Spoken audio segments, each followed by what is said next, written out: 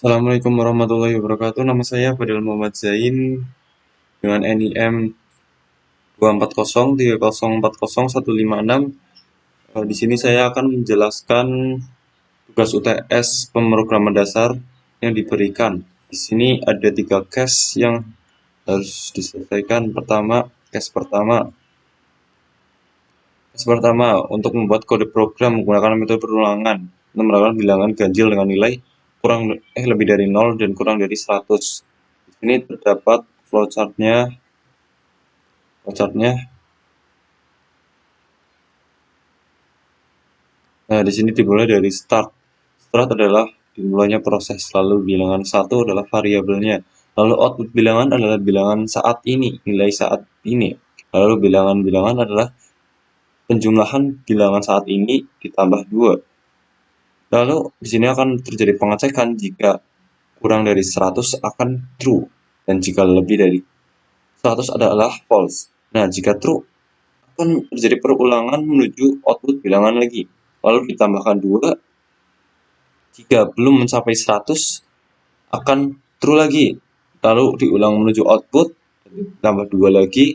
Lalu jika belum ke true lagi, lalu ke output, lalu ke bilangan ditambah 2 hingga mencapai 100. Jika sudah mencapai 100 atau melebihinya akan false. Nah, setelah false akan end. Dan di sini ada codingannya. Di sini ada codingannya. Integer adalah variabelnya 1, kurang dari 100 adalah ditambah 2. Contohnya kita running. Nah, di sini terdapat muncul bilangan ganjilnya 1, 3, 5, 7, 9 dan seterusnya. Di sini jika belum mencapai 100 akan ditambahkan 2. 1 tambah 2 3, 3 tambah 2 5, 5 tambah 2 7, 7 tambah 2 9 dan seterusnya hingga kurang dari 100 ini adalah true 99. Lalu pada case kedua diminta untuk membuat kode program pengecekan data inputan dari jika di antara 15 hingga 35 bernilai true dan di luar dari tersebut akan false. Nah, di sini ada flowchartnya dimulai dari start input user lalu input user dari penggunanya. Nah, di sini program akan memerintahkan pengguna untuk memasukkan umur mereka. Jika umur mereka di antara usia 15 hingga 35 akan menjadi true. Lalu akan bisa menjadi daftar di UMP. Nah, jika tidak di antara itu, di luar dari 13 hingga 35 akan false. False, tidak bisa mendaftar di UMP. Di sini ada codingannya. Codingannya adalah ini. Jika inputnya, user inputnya memasukkan input di antara 15 dan 35 adalah true dan jika di luar dari itu adalah false. Kita coba.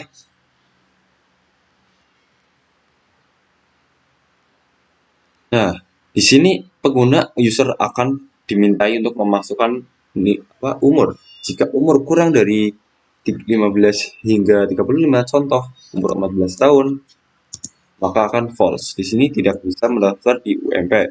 Nah, jika umur lebih dari 15 dan 35, contoh umurnya 37, false juga karena tidak di antara 15 dan 35. Nah, jika umur di antara 15 dan 35 akan true, adalah bisa mendaftar di UMP. Itu adalah case kedua. Lalu pada case ketiga, saya dimintai untuk mengembangkan aplikasi faktur toko menggunakan konsep kondisional, menggunakan tabel keputusan. Nah, ini terdapat juga tabel keputusannya. Kuantitas adalah jumlahnya dan jumlah mempengaruhi diskon. Contohnya, jika jumlah kurang dari 20 akan mendapatkan 2%. Jika kurang dari 40, mendapatkan 4%. Jika kurang dari 60, akan mendapatkan 6%. Jika kurang dari 80, akan mendapatkan 8%. Dan jika kurang dari 100, akan mendapatkan 10% diskonnya. Dan lebih dari 100, akan mendapatkan 20% diskon. Di sini adalah ada for chart-nya, dimulai dari start, lalu ini inputnya, lalu jika barang yang dibeli kurang dari 20, contohnya 1 hingga 19, akan mendapatkan diskon 2%. Lalu jika kurang dari 40, 21 hingga 39 mendapatkan 40%. Kurang dari 60 akan mendapatkan 6%. Jika kurang dari 80 akan mendapatkan 8%. Jika kurang dari 100 akan mendapatkan 10% diskon. Lalu jika lebih dari 100 akan mendapatkan 20% diskonnya. Lalu menuju ke N. N ini adalah akhirnya, akhir dari prosesnya. Nah, sini codingannya seperti ini.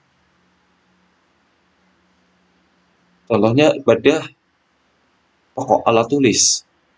Untuk membeli barangnya ada barang pensil, pulpen, buku. Nah, di sini jika barangnya kurang dari 20 mendapatkan diskon 2%. Jika barangnya kurang dari 40, 4%. Jika barangnya kurang dari 60 mendapatkan diskon 6%. Jika kurang dari 80, diskon 8%. Jika kurang dari 100, diskon 10%. Jika lebihnya lebih dari 100, mendapatkan diskon 20%. Contoh runningannya. Nah, di sini disediakan toko alat tulis. Toko alat tulis. Kita disuruh untuk memilih barang 1 sampai 3. Contoh saya barang 1.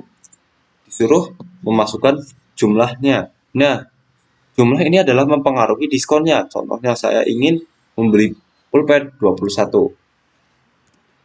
Mereka mendiskon 4% karena 21 adalah jumlah di antara 21 sampai 39, kurang dari 40. Lalu jika saya ingin membeli buku 4 biji. 4 biji mendapatkan diskon 2% karena 4 adalah kurang dari 20, 1 sampai 19, mendapatkan diskon 2%. Nah, ini adalah codingan dari case ketiga. Lalu hanya itu saja, sudah selesai. Jika ada salah, itu datang dari setan, dan jika ada benarnya datang dari Allah. Mohon maaf jika ada yang salah dari perkataan. Wassalamualaikum warahmatullahi wabarakatuh.